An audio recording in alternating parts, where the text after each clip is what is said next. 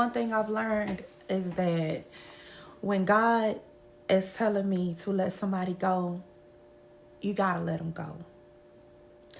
I learned that every time I held on to that person, it was a delay in what God was trying to give me. I'm in a different place now.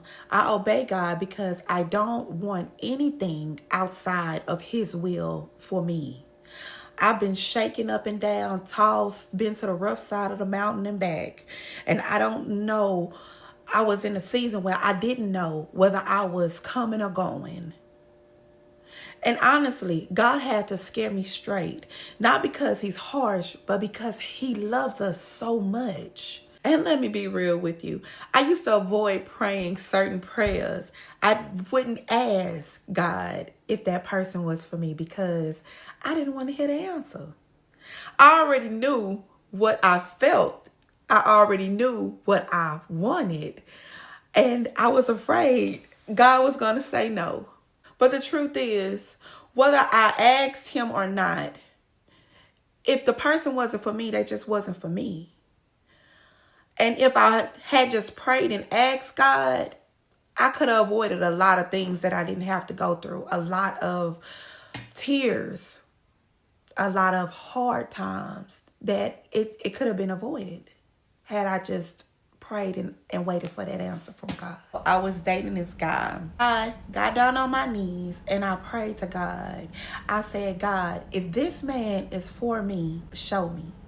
And if he's not for me, show me. But we had been dating for maybe 4 months. And one day, it was a Sunday, we decided to take my kids to the park. We get to the park, we had lawn chairs, set up the lawn chairs, and we just sat out there having a good time watching the kids play. My older two were at the slides and my youngest one was by the swings. And all of a sudden, the wind just picked up heavily and things started blowing all around. People started screaming, running to their cars. The first thing I thought is a tornado. It's a tornado.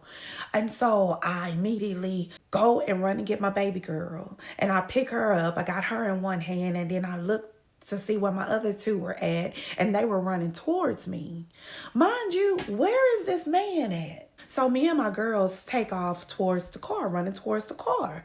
And I hear, Tracy, get the girls. Tracy, get the girl. Coming from my car. And we finally made it to the car. And this man is already inside the car, yelling outside the car for me to get my girls. I put my kids in the car.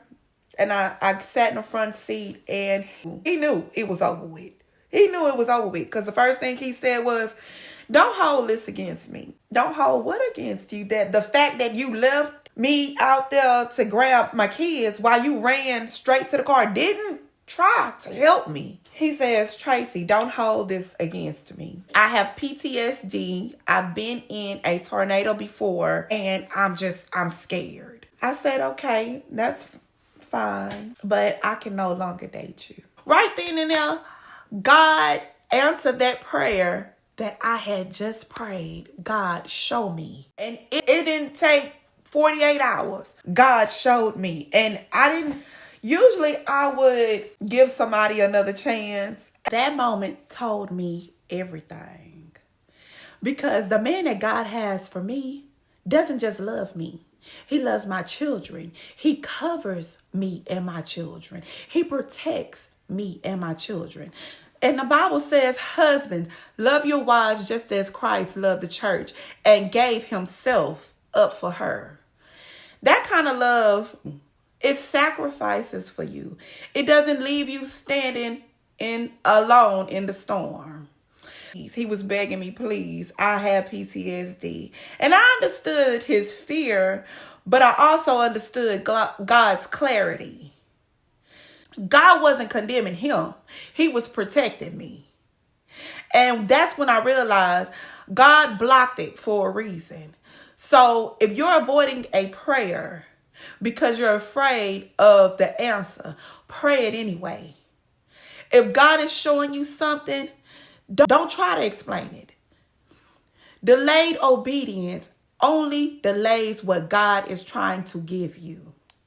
Wait for the man who loves you the way Christ loves the church.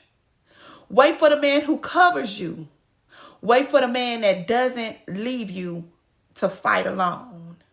Sometimes the pain that we go through isn't because God didn't warn us.